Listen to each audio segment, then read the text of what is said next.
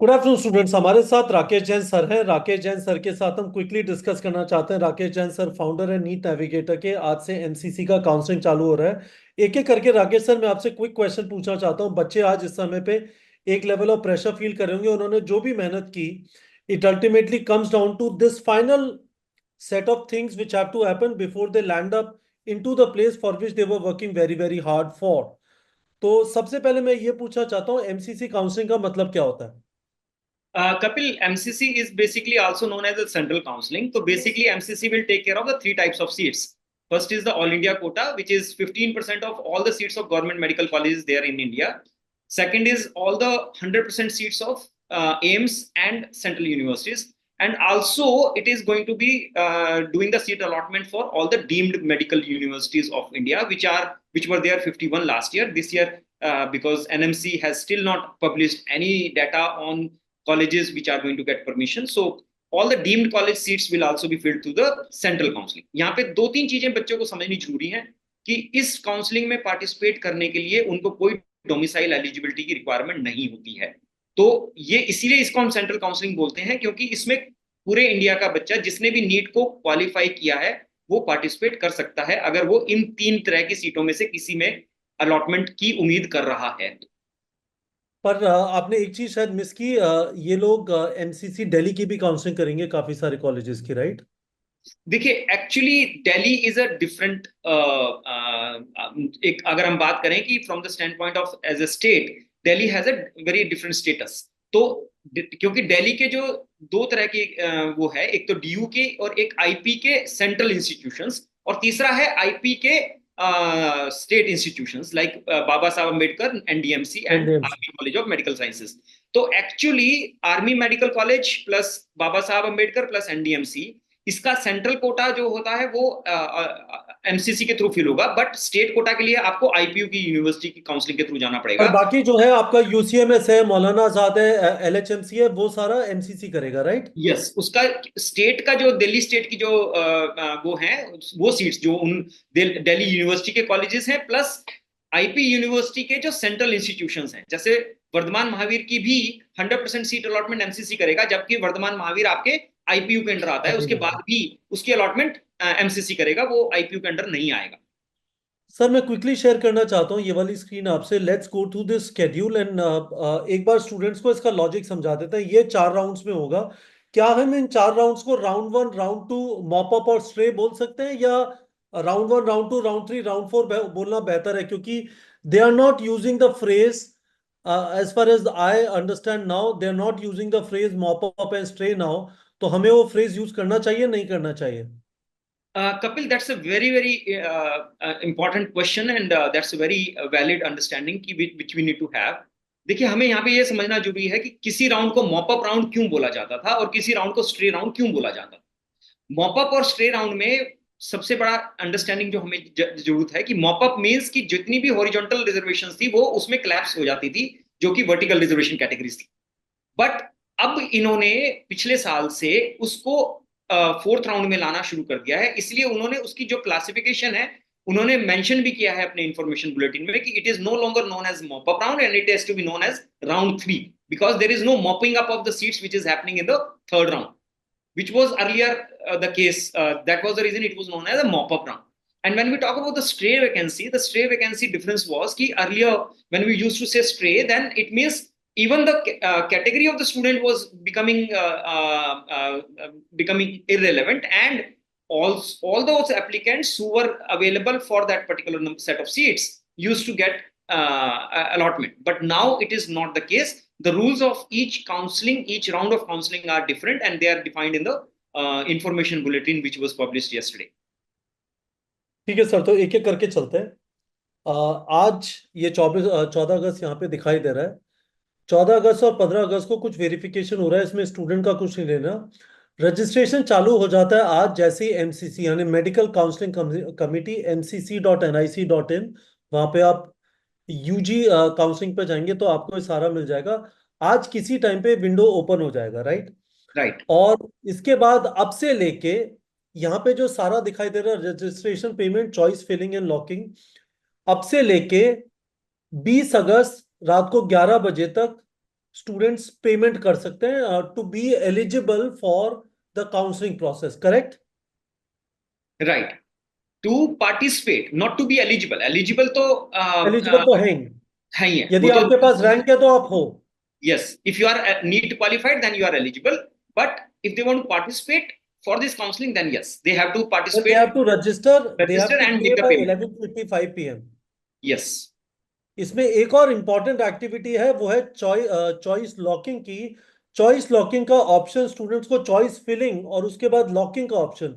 तो filling option will be available from 16 August, और 20 अगस्त को रात को 11 बजे तक वो लॉक कर सकते हैं। और यदि उन्होंने यदि वो लॉक लॉक का कोई बटन होता है, मतलब अमिताभ बच्चन टाइप लॉक किया जाए, क्या होता है? Yes, there is a tab which gets activated as they mentioned on 4 p.m. of 20th.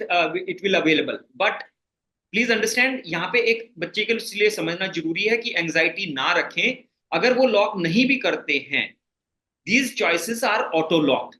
There are some states who mandatorily ask for choice locking, but not the MCC. MCC में अगर आपने choice locking अपनी manually नहीं भी की है, तो automatically 11:55 जो इन्होंने मेंशन किया है, 11:56 पे आपकी चॉइस लॉक हो जाएंगी और आप उनका प्रिंट निकाल सकते हैं। ठीक है, पर वो लॉक 20 अगस्त को एक पर्टिकुलर टाइम से पहले नहीं कर सकते। यस, 4 बजे से पहले वो नहीं कर पाएंगे लॉकिंग।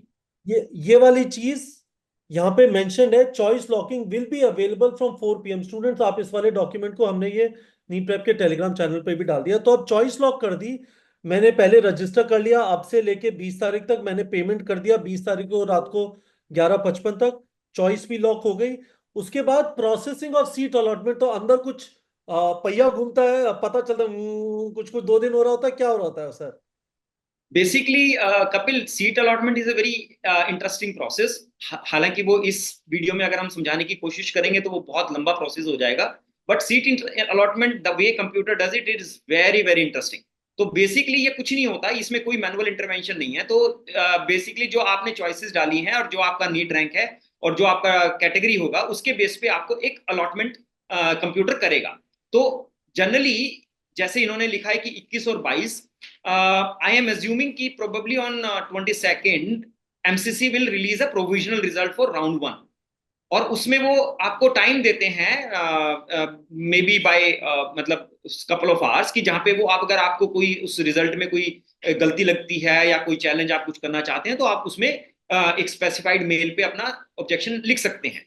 तो 23rd को वो बोल रहे हैं कि हम लोग आपका फाइनल रिजल्ट रिजल्ट पब्लिश कर पब्लिश दो। कर देंगे। यस, और उसके बाद और बच्चे उसके को सीट बाद अलॉटमेंट, सीट उसके बाद उसको सीट अलॉटमेंट लेटर उसके लॉगिन पे मिल जाएगा।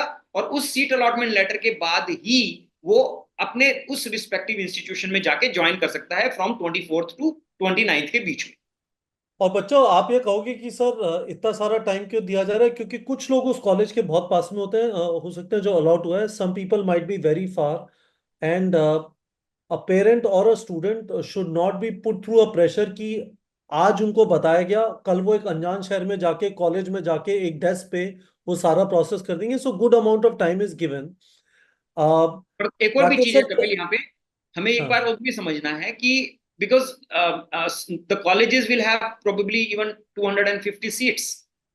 तो प्रैक्टिकली एक दिन में आप एक नंबर ऑफ बच्चों को ही ज्वाइन करवा सकते हैं because of the procedural delays. तो इफेक्टिवली इसलिए भी 5 दिन का टाइम दिया जाता है क्योंकि बच्चों को वहां पे बहुत सारा वॉल्यूम उनको कॉलेजेस को हैंडल करना पड़ता है। और बहुत सारे नेफेरियस एलिमेंट्स भी घूम रहे हैं, कुछ ना कुछ लूप होल के थ्रू कुछ करने की, तो the process has to be follow to the T, right? Yes it is. Good. और यहाँ फाइनली पे फिर, मैं, कपिल, मैं हाँ। यहाँ पे एक बात और बच्चों को कहना चाहूंगा कि प्लीज यहाँ पे वो जो एनटीए के केस में जो उनको डर लगा था, वो उस डर को यहाँ से निकाल दें। उनको ये नहीं सोचना चाहिए कि 12:01 पे अगर मेरी विंडो खुल रही है तो 12:02 पे ही मेरे को रजिस्ट्रेशन करना जरूरी है। उसका कोई ऐसा इंपॉर्टेंस नहीं है। और रादर मैं ये सजेस्ट करूंगा कि they should wait for 2 to 3 hours, क्योंकि ये सभी वेबसाइट्स इनकी नई अपलोड होती हैं। तो बहुत सारे आईटी सिस्टम्स में प्रॉब्लम हो जाती है इनके बैकएंड में, डेटाबेस में। तो बेटर ये रहेगा कि 2-3 घंटे लगे, स्टेबलाइज होए, उसके बाद वो बच्चा आराम से with cool mind under the supervision of their parents और देयर मेंटर्स और any elderly person, they should fill in the registration. और इसमें स्पेसिफिकली प्रॉब्लम राकेश सर मेरे हिसाब से शायद ये हो सकती है, यदि साइट के ऊपर बहुत ज्यादा ट्रैफिक है, everyone is trying to get in, आपने कुछ अपलोड किया, आपने जस्ट सबमिट किया, वो सबमिट हुआ है नहीं हुआ, बीच में कहीं पे त्रिशंकु की तरह चीजें अटक जाती हैं, then you are trying to reach out to those people, और वहां से रिस्पॉन्स सफिशिएंटली फास्ट इनफ नहीं आता है। Fair enough. वो भी है, और दूसरी चीज क्या होती है कि जैसे for example when you are trying to do maybe payments, right? तो the payment gateways and things may not be as optimized as they should correct be correct correct. When we launch. अब Rakesh sir ये बता दीजिए, यहाँ से interesting game चालू होता है, मुझे कॉलेज अलॉट हो गया, तो अब मेरे पास क्या ऑप्शन होता है? मैं कॉलेज छोड़ दूं, मैं कॉलेज को अपग्रेड कर लूं? छोड़ने का इम्प्लीकेशन क्या है, अपग्रेड करने का इम्प्लीकेशन क्या है? जब कॉलेज अलॉटमेंट हो जाती है कपिल, तो उनके पास तीन ऑप्शंस हैं। या तो वो उस कॉलेज को ज्वाइन करें, या वो कहते हैं कि मैं इस कॉलेज को नहीं चाहता हूं, तो वो वहां से एग्जिट कर लें। तीसरी ऑप्शन होती है कि वो वहां पे ज्वाइन करके कहते हैं कि मैं इससे अच्छे कॉलेज के लिए ट्राई करना चाहता हूं। सो और दीज आर नहीं द मिला तो तीन। मुझे यही वाला कॉलेज मिल जाएगा, यदि अपग्रेड नहीं हुआ तो this is the college yes, which will this be this acceptable to या, मी। तो हम तीनों केस को समझें। तो अगर वो कहता है कि मैं इसको ज्वाइन करना चाहता हूं और ये कॉलेज मेरा ड्रीम कॉलेज है, fine, then he doesn't need to do anything, and he is happy about joining that college. अगर वो कहता है कि ये कॉलेज मैं नहीं चाहता हूं, वो वहां से फ्री एग्जिट ले सकता है। There is absolutely no penalty. कोई उसका रजिस्ट्रेशन लॉस नहीं हो रहा है, कोई उसका सिक्योरिटी लॉस नहीं हो रहा है, कोई उसका अपॉर्चुनिटी लॉस नहीं हो रहा है। और यहाँ पे एक बात और भी समझने की है कि अगर आपने राउंड वन में फ्री एग्जिट लिया है, तो ये इससे डर में मत रहिए कि आपको राउंड टू में दोबारा से रजिस्टर करना पड़ेगा, या आपको स्टे राउंड की एलिजिबिलिटी खत्म हो जाएगी। ऐसा नहीं है। आप फर्स्ट राउंड में फ्री एग्जिट ले रहे हैं तो भी आपकी स्टे राउंड की एलिजिबिलिटी बनती है एमसीसी के लिए। तीसरी समझ बात। गया राकेश सर। राकेश सर यहाँ पे मैं स्पेसिफिकली पूछना चाहता हूँ, यदि मैंने कॉलेज ज्वाइन कर लिया, मैंने अप्रूवल दे दिया, उसके बाद I am debarred from any any further participation, right? In the round one are you talking about? हाँ, राउंड वन में मैंने कर लिया और मैंने अपग्रेड के लिए भी नहीं भरा, तो मेरा वो कॉलेज सेट हो गया, right? Yes, it is I frozen. Will not तो बी आप allowed to participate in any counselling in state और फर्दर काउंसलिंग हेयर, या स्टेट में मैं कर सकता हूँ? स्टेट में वो कर सकता है। देखिए, participation because it's an online process, तो वो पार्टिसिपेशन कर सकता है, बट इफेक्टिवली अगर वहां से स्टेट से उठाएगा वो सीट, तो उसको फिर अल्टीमेटली एमसीसी की सीट से रिजाइन करना पड़ेगा। तो रिजाइन की एक स्पेसिफाइड विंडो ओपन होती है, जिसके बीच में उसको रिजाइन करना जरूरी रहेगा। अगर वो विंडो उसने विंडो मिस कर दी, तो उसको वो डॉक्यूमेंट्स नहीं मिलेंगे जो उसने वहां पे ज्वाइनिंग के टाइम पे कॉलेज में जमा करवाए हैं, और उसके बिना वो स्टेट में जाके अपना कॉलेज ज्वाइन नहीं कर पाएगा। और ये सारे जो डॉक्यूमेंट जिसको लेके उसने रिपोर्ट किया था, these are all original documents which would yes, now be with the college. Yes, yes. समझ गए। तो सॉरी, मैं वापस आ जाता हूँ। तो आपने तीन पार्ट में बताया था, मैंने इस वाली चीज पे आपको रोका था। हम दो और चीज के बारे में बात कर रहे थे। एक चीज आप ये बोल रहे थे कि यदि फ्री एग्जिट, क्या free exit, if I don't show up into college, ये जो yes, reporting that is also treated as free yes, exit? Yes, no show is treated as free exit. ठीक है। या फिर मैं वहां पे जाके बोलता हूँ कि मुझे एडमिशन नहीं लेना, वो उसकी तो जरूरत नहीं, you just don't show no, up, that is better, no, right? You don't have to report any place. You don't have to say any place कि भाई मैं नहीं इंटरेस्टेड हूँ इस कॉलेज को लेने में। ये जो कोई दिक्कत तीसरा नहीं। चीज है, अपग्रेड करने वाला, यहाँ पे हम बोल रहे हैं कि वो जाएगा, वो एडमिशन की सारी फॉर्मेलिटी हो जाएंगी, उसको अलॉटमेंट लेटर मिल जाएगा 30 अगस्त यस, या 31 अगस्त को। उसके बाद अपग्रेड करने के लिए उसको उसी कॉलेज से कोई फॉर्म मिलेगा या एमसीसी से कुछ फॉर्म मिलेगा?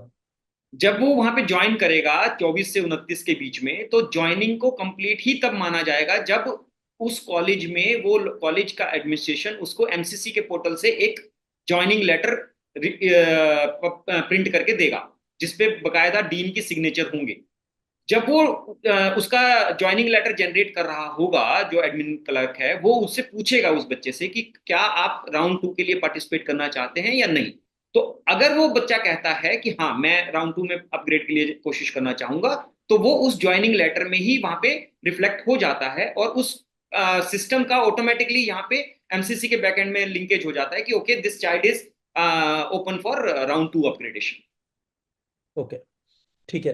तो अब यहाँ पे प्रोसेस खत्म हो गया, अब नेक्स्ट प्रोसेस चालू होता है राउंड टू। और राउंड टू चालू हो रहा है 4 सितंबर को। तो 4 सितंबर को जब राउंड टू चालू होता है, तो एग्जैक्टली ये की ये चीजें होंगी। एडिशनली बस ये हुआ है कि जिन लोगों ने राउंड वन में रजिस्टर नहीं किया था, they get an opportunity to register and pay again. Yes, every round they have the opportunity to free to register fresh. So कोई भी बच्चा ये मत सोचे कि मेरे को अगर मैंने राउंड वन में रजिस्ट्रेशन नहीं किया तो मेरा कोई अपॉर्चुनिटी लॉस हो जाएगा। बिल्कुल भी कोई अपॉर्चुनिटी लॉस नहीं होगा। वो बच्चा सेकंड राउंड में भी, थर्ड राउंड में भी, फोर्थ राउंड में भी फ्रेश रजिस्ट्रेशन कर सकता है। ठीक है, तो राकेश सर अब ये चीजें चलती जा रही है, क्या फ्रेश चॉइस फिलिंग होगी राउंड टू के लिए, फ्रेश चॉइस यस, फिलिंग नहीं होगी? फ्रेश चॉइस फिलिंग होगी हर राउंड के लिए एमसीसी में। एमसीसी में कोई ऐसी बाइंडिंग नहीं है कि आपको राउंड वन में जो आपने चॉइसेस भर दी वही आपकी कैरी फॉरवर्ड होंगी, ऐसा नहीं होता है। तो आप अब अपनी हर राउंड की फ्रेश चॉइस फिलिंग करेंगे, और फ्रेश चॉइस लॉकिंग ऑप्शनल अगर आप करना चाहेंगे तो आप फ्रेश चॉइस लॉकिंग कर पाएंगे। अब एक और चीज ये है इंटरेस्टिंग कि अपग्रेड करते समय ध्यान रखना है कि आपको जो कॉलेज चाहिए, बहुत अच्छा कॉलेज मिल गया, मैंने ऐसे लोग को देखा है जो अपग्रेड करते समय जो कॉलेज नहीं चाहिए उसे मार्क कर देते हैं नीचे, और फिर वो अलॉट हो जाता है, और फिर सारे प्रोसेस में सब कंप्यूटर के थ्रू हो रहा है, सॉरी बोलने का स्कोप नहीं है, right? Yes, absolutely no sorry stop. और मतलब इसीलिए मैं बार बार इंसिस्ट करता हूं कि जो भी ये काम कर रहे हैं, चाहे चॉइस फिलिंग है चाहे वो रजिस्ट्रेशन है, that should always be under the supervision of some mature adult side sitting side besides, so that they can supervise and see कि कोई गलती ना हो। तो इसमें डेफिनेटली कम से कम one of the parents should be sitting with the student, student को अकेले नहीं करना चाहिए। Yes, that is what I और रिकमेंड और ऑलवेज। किसी और किसी अनजान के साथ, मैं अनजान का मतलब क्या है, काफी सारे बच्चे साइबर कैफे में जाके बैठते हैं क्योंकि ये सारी चीज फोन पे नहीं हो सकती है, लैपटॉप या कंप्यूटर चाहिए, राइट? अब हाँ, उसके बाद क्या? आइडियली उनको फोन पे करना भी नहीं चाहिए। कोई भी काउंसलिंग से रिलेटेड एक्टिविटी उनको कंप्यूटर सिस्टम पे ही करनी चाहिए। अगर तो वो कैफेटेरिया में जाके कर रहे हैं, they should do themselves rather than getting the cafeteria manager to help them, तो दैट हाँ, तो विल। मैं स्टूडेंट को ये जरूर बोलना चाहता हूँ कि चाहे पापा का टाइम लग रहा है, जब आप ये फिलिंग कर रहे हैं तो एक्चुअली फिलिंग का टाइम बहुत ज्यादा नहीं होता, इसमें टाइम उन्होंने बहुत ज्यादा इसलिए दिया हुआ है कि पूरे कंट्री को उन्हें इन्फॉर्म करना है, ऐसा नहीं। कम्युनिकेशन होने में टाइम लगता है, हो सकता है अभी भी आधे एस्पिरेंट्स को ये पता ना हो कि 14 अगस्त से एमसीसी की विंडो खुल रही है, तो government assumes it takes time for information to percolate across the country. तो राकेश सर, मैं पर्सनली बच्चों को ये रेकमेंड करना चाहता हूँ, जब आप साइबर कैफे में जा रहे हैं तो आप अपने फादर के साथ, बड़े भाई के साथ, मदर के साथ, सिस्टर के साथ, बड़ी सिस्टर के साथ जरूर जाइए, और साथ में बैठ के सुपरविजन में करिए प्लीज। वो सुपरविजन आपको साइबर कैफे का ओनर, मेरे हिसाब से वो सुपरविजन नहीं है, he is not align to the gravity of the situation. Yes, because he doesn't know your credentials, और आपने अगर कहीं पे भी कुछ गलत क्रेडेंशियल डाल दिया, that may have a very negative impact on your candidate. Negative impact. ठीक है। अब राकेश सर मुझे एक चीज और बता दीजिए, अब मैंने सेकंड राउंड में अपग्रेड वगैरह मैंने सही अपग्रेड किया, मुझे लेट से एलएचएमसी मिला था, मुझे वर्धमान महावीर में जाना था, वर्धमान महावीर में सीट अवेलेबल भी थी, तो I had the option of upgrading. जहाँ पे सीट अवेलेबल नहीं होती वो अपग्रेड की चॉइसेस में नहीं दिखाई देगा, राइट? नहीं, देखिए यहाँ पे जो इनके सॉफ्टवेयर्स हैं ना, वो उसमें प्रॉब्लम क्या आती है, क्योंकि वो जो कॉलेजेस में जो सीट दिखा रहे हैं वो सीट में कैटेगरी वाइज वहां पे वो नहीं दिखाते हैं। वहां पे वो सिर्फ कॉलेज को दिखाते हैं। तो इफेक्टिवली उसमें हो सकता है जनरल की सीट अवेलेबल ना हो, और शेड्यूल कास्ट कैटेगरी की अगर सीट अवेलेबल है तो भी वो आपको चॉइस लिस्ट में दिखेगा वो कॉलेज। तो वो तो कहीं ना यहाँ कहीं से उसका नुकसान भी है, और कहीं ना कहीं उसका एक एडवांटेज भी है कि बच्चे को अगर मान लीजिए कोई, अब अगर हम फोर्थ राउंड में बात करें और बच्चा कोई हम कहते हैं कि कोई कैंडिडेट नहीं है उस कैटेगरी का, तो automatically that category seat becomes open to the next eligible person. समझ गया। तो अब ये सेकंड राउंड हो गया है, सेकंड राउंड के थ्रू सीट अलॉटमेंट हुआ, उस वाले पहले एक उस स्टूडेंट को देख लेते हैं जिसने अपग्रेड के लिए अप्लाई किया था, यदि उसका अपग्रेड नहीं होता then what happens to that in that So situation? he retains that round one seat. He retains, and he still Is he allowed to participate for another upgrade in round 3? Yes he is. पिछले साल से super. MCC ने third round तक upgrade के लिए option दिया है। इस साल भी उन्होंने थर्ड राउंड तक के लिए अपग्रेड की ऑप्शन दिया है। तो इसका मतलब वो जो स्टूडेंट जिसको पहले राउंड में all India counselling, all India quota के अंदर जो सीट मिली है, उसको एडिशनल टाइम मिल रहा है राउंड 3 के एंड तक। इतने टाइम में हो सकता है उसे उसे स्टेट से भी कोई अच्छा कॉलेज मिल जाए, and he is able to make the choice, because हर स्टूडेंट ये बैलेंस मेंटेन करने की कोशिश करेगा कि उसे बेस्ट कॉलेज चाहे ऑल इंडिया काउंसलिंग से चाहे स्टेट काउंसलिंग से मिल जाए, और उसके लिए सफिशिएंट टाइम हो, तो उसे टाइम मिल रहा है जब वो राउंड 3 के लिए भी अपग्रेड अलाउड है, तो राइट। यहाँ पे मैं एक चीज जरूर बताना चाहूंगा कपिल, कि अगर वो राउंड 2 के बाद सीट से रिजाइन करता है तो उसका जो सिक्योरिटी है वो फॉरफिट हो जाएगा। सिक्योरिटी कितना अमाउंट है सर? जैसे 10,000 रुपए गवर्नमेंट के लिए और डीम्ड के लिए 2 लाख रुपए। तो अगर उसने ओके। सेकंड राउंड के बाद एग्जिट किया, चाहे उसको सेकंड राउंड में अपग्रेड मिला ना मिला, बट अगर वो सेकंड राउंड के रिजल्ट के बाद सीट छोड़ता है तो उसका सिक्योरिटी फॉरफिट हो जाएगा। तो ही और she should be aware of this fact कि उसका सिक्योरिटी फॉरफिचर हो जाएगा। ठीक है। अब ये बताइए कि क्या इस टाइम पे भी फ्री एग्जिट अवेलेबल है? सीट अलॉट हुई, I did not show up. नहीं, मैंने आपको बताया ना कि वो, अगर वो उसको फ्री एग्जिट इसलिए नहीं हम बोल रहे हैं ना, क्योंकि वहां पे उसका सिक्योरिटी फॉरफिट हो रहा है ना। सो देयर इज अ अच्छा, कॉस्ट टू तो दैट प्रमोशन। यदि मुझे कॉलेज मिला और I did not show up, तो मेरा सिक्योरिटी डिपॉजिट 10,000 रुपये गवर्नमेंट कॉलेज का जनरल कैटेगरी का फोरफिट हो गया।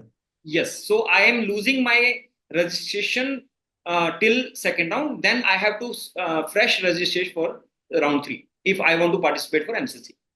ठीक है, पर मुझे यदि सीट नहीं मिली तो I don't have to do fresh registration? मुझे No. सीट मिल गई, मैंने ली नहीं, तो मुझे अब सिक्योरिटी डिपॉजिट गया, मुझे फ्रेश रजिस्ट्रेशन करना पड़ेगा? Right. Any specific thing you want to mention before we move to round 3? देखिए, यहाँ पे मैं सिर्फ दो चीजें कहना चाहूंगा कि यहाँ पे एक बच्चे को समझना जरूरी है कि अगर वो राउंड 2 में उसको सीट अलॉट हो रही है तो ही हैज टू एंश्योर कि उसको राउंड 1 से इंस्टीट्यूशन में जाके वहां से रेजिग्नेशन लेके ऑनलाइन उसको रिलीविंग लेटर जनरेट करवाना होगा एमसीसी के पोर्टल से, और उस रिलीविंग लेटर और ओरिजिनल डॉक्यूमेंट्स के साथ उसको जो राउंड 2 में कॉलेज अलॉट हुआ है वहां पे जाके उसको रिपोर्ट करना रहेगा। So this requires lot of travelling, and इसीलिए उन्होंने राउंड 2 के रिपोर्टिंग में 2 दिन एक्स्ट्रा दिए हैं राउंड 1 से, क्योंकि समझ उनको गया। पता है कि बच्चे को एक जगह से ट्रैवल करके दूसरी जगह जाना पड़ सकता है। तो इट इज बिहार से निकला, वेरी। स्टूडेंट निकला बिहार से, चंडीगढ़ में कॉलेज मिला था, वहां से डॉक्यूमेंट लिए, और वहां से वो पहुंचा जिपमर पुडुचेरी। और उसके बाद वहां पे कुछ तमिल समझ में नहीं आ रही थी, क्योंकि मैं हिंदी और इंग्लिश बोलता हूँ, वहां पे कोई तमिल में इंटरेक्ट कर रहा था। तो ये सारे चैलेंजेस को मद्देनजर रखते हुए गवर्नमेंट ने आपको 2 दिन एक्स्ट्रा दिए। यस, तो ये चीज समझना जरूरी है। दूसरा चीज बच्चे को ये समझना जरूरी है कि जब आप चॉइस फीलिंग कर रहे हैं, प्लीज अंडरस्टैंड कि सिर्फ एक लिस्ट, चॉइस लिस्ट नहीं होती है। यू हैव टू अंडरस्टैंड कि you have to identify your own preference of colleges. Correct. Correct. Preference का मतलब ये नहीं है कि मैं एम्स दिल्ली प्रेफर करता हूं तो मैं एम्स दिल्ली ही भर दूं, बल्कि मैं हमेशा एक बात कहता हूं कि इट इज इंपॉर्टेंट कि you should know where are your realistic chances, and you should not fill up too many choices, because if you will fill up more and more number of choices, there will be more and more chances of mistake that you are creating for yourself. So ideally आप ये कह रहे हैं Rakesh sir, और मैंने students को recommend किया था कि एमबीबीएस लाइट हाउस पे जाके they should be able to shortlist the Yes. college which they can get out of all India counseling and from state counseling. But this is what you're saying is very, very interesting. यदि आप 50 college भर रहे हैं तो आपने अपना वो वाला होमवर्क किया नहीं, क्योंकि 50 कॉलेज भरने का कोई मतलब नहीं है, राइट? Yes. 50 Yes. कॉलेज में वैरायटी इतनी ज्यादा है, कोई गुजरात में है, कोई तमिलनाडु में है, कोई इम्फाल के अंदर है, कोई श्रीनगर के अंदर है, हिमाचल के अंदर है। You should be able to figure out कि आपको कौन सा कॉलेज चाहिए विद इन 10 to 20। मेरे हिसाब से 20 कॉलेजेस से ज्यादा का लिस्ट नहीं बनना चाहिए राकेश सर, राइट? देखिए, ये बहुत स्पेसिफिक क्वेश्चन है कपिल, क्योंकि नहीं, बट जैसे provide us guidance Yes. Rakesh sir. क्या है, we cannot be ambiguous about providing direction to students. तो मुझे एक चीज बताइए, जनरली स्पीकिंग आप तो बच्चों से चॉइसेस भरवाते हैं, right? This is what you do professionally. आप Right. स्टूडेंट से चार्ज करते हैं इस वाली चीज में हेल्प करने का, उनको उनको साथ में लेके चलने का। तो Right. आपका जनरल रूल क्या है एक गवर्नमेंट कॉलेज वाले स्टूडेंट से, जिसको आपको पता है गवर्नमेंट कॉलेज मिल जाएगा, लेट्स से जिसका किसी का 665 नंबर है, आप 665 नंबर वाले के कितने कॉलेजेस भरेंगे? देखिए, मैं अपनी चॉइसेस को नैरो डाउन करता हूँ। गवर्नमेंट के केस में मैक्सिमम 5 to 10, और प्राइवेट के केस में मे बी मैक्सिमम 2 to 3। इससे बस ज्यादा। मैं ये जानना चाहता हूँ Rakesh sir, it is important कि ये स्टूडेंट इस बात को समझे कि आपने 5 to 10 बोला, चलो यार 20 भर दो, आप 85 कॉलेजेस क्यों भर रहे हो? Are you out of your mind? Right? तो that is something that needs to be communicated. अब उसके बाद हमने कम्युनिकेट किया, ये वीडियो कितने लोगों ने देखा और कितने लोगों ने बात मानी, that is a separate matter, but we are giving very very precise guidance. Student, this individual Rakesh Jain, who's in front of you, he guides students. This is what he does as a profession. He does a very good job. He is saying 5 to 10 colleges in case of government. He's doing as part of the service that they provide in NEET Navigator. Sir, round 3 पे चले. Yeah, sure. तो अब round 3 में यदि मुझे seat नहीं मिली one और to में, तो मुझे फ्रेश रजिस्ट्रेशन करने की जरूरत नहीं है. No, you don't need to fresh register for anything. पर मुझे सीट मिली थी. हाँ. अगर मैंने अभी तक कोई सीट नहीं ली है, मेरे को कोई दोबारा से फीस पे करने की जरूरत नहीं है, ना रजिस्ट्रेशन फीस ना सिक्योरिटी फीस. मेरी सिक्योरिटी और registration as it is intact चल रहा है. Only in two situations the student has to freshly register. One is अगर उसने सेकंड राउंड में सीट छोड़ी है तो, और दूसरा अगर उसने अभी तक राउंड 1 राउंड 2 में क्या ही पार्टिसिपेट नहीं नहीं किया रजिस्टर. है, तो बस. ठीक. तो अब क्या है, जिन लोगों को सीट अलॉट हुई थी अभी तक, उनको अपग्रेड करने का ऑप्शन है. बाय द वे, अपग्रेड करना सीट छोड़ना माना जाता है. नो, दैट्स व्हाट आई तो सेड ना फिर कि यू आर application ज्वाइनिंग नहीं देयर. करना अपग्रेड करने के लिए. You are joining there and you are seeking an upgrade again, as I said in the round 1. जैसे आप वहां पे आपका ज्वाइनिंग लेटर इशू होगा, वहां पे आप अपनी ऑप्शन देंगे कि I am going for the next round upgrade. ठीक है. यहाँ पे तो मैं जो एक चीज लोग और कहना चाहूंगा कपिल, इंपॉर्टेंट टू अंडरस्टैंड, कि अगर मान लीजिए बच्चा वहां पे अपग्रेड की ऑप्शन ओपन करके आ जाता है और उसके बाद वो नेक्स्ट राउंड में चॉइस फिलिंग नहीं भी करता है, तो उसकी कोई पेनल्टी नहीं लगेगी. तो उसको, बच्चे को ये डरने की जरूरत नहीं है कि मैंने वहां पे अपग्रेड तो भर दिया था, पर मैंने अगले साल में अगले राउंड में मेरी चॉइस नहीं भरी, तो क्या मेरी ये सीट भी कैंसिल हो जाएगी? नहीं होगी. If you are not filling up the choices in the next round, then your existing college stays. This is the rule that they need to understand very clearly. तो किसी भी लालच में या किसी भी बहकावे में नहीं आए बच्चे, और उनको ये समझना जरूरी है कि ये जो प्रोसेसर जो हम समझा रहे हैं, उनको बिल्कुल ऑथेंटिक और बिल्कुल एक्यूरेट समझा रहे हैं. कोई इसमें कोई ऐसी चीज नहीं है जहां पे उनको लाग लपेट करके किसी भी तरीके से कोई कंफ्यूजन वाली चीज होगी. गुड. तो अब सर एक चीज और बता दीजिए, अब राउंड 3 में आ गए, एग्जैक्टली वही हो रहा है. जरा देख लेते हैं. 25-26 को कह रहे हैं कुछ सीट वेरिफिकेशन वगैरह होगा. रजिस्ट्रेशन स्लैश पेमेंट 26 सितंबर से 2 अक्टूबर तक हो रहा है.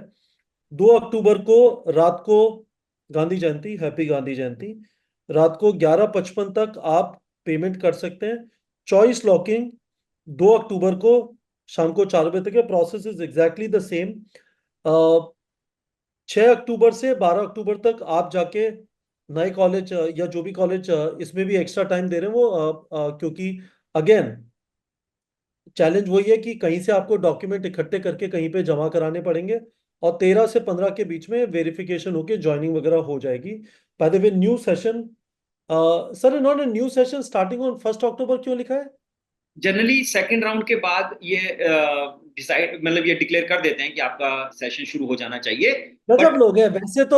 वैसे तो खूब डिले करते हैं, पर इसमें जल्दी लगी हुई है, मतलब बच्चे की क्लासेस मिस करानी है ना. कपिल, अगर आप एमसीसी के इंफॉर्मेशन बुलेटिन को एक एक एज ए लेमैन भी उसको ओपन करके देखेंगे ना, यू विल फील हाँ. Pity on the students who are just out of their school. कि हमारी सरकार पता नहीं वो क्या, हमारे जो मतलब जो हाई टॉप ऑफिशियल्स हैं वो क्या सोच के इंफॉर्मेशन बुलेटिन बनाते हैं. You will be surprise to know, एक बच्चा उसमें से कुछ भी नहीं समझ पाएगा जिस तरह की लैंग्वेज वो यूज करते हैं, और जिस तरह की अब की बार तो जो ग्रामेटिकल मिस्टेक्स भी देखेंगे, तो you can easily make out कि they are using artificial intelligence even to create such a sensitive document as information bulletin. Sir so this is AI. मैंने उस डॉक्यूमेंट के अंदर एक जगह पे पढ़ा है, both of you three get out. मैं स्टूडेंट को चैलेंज करता हूँ, they should find that out.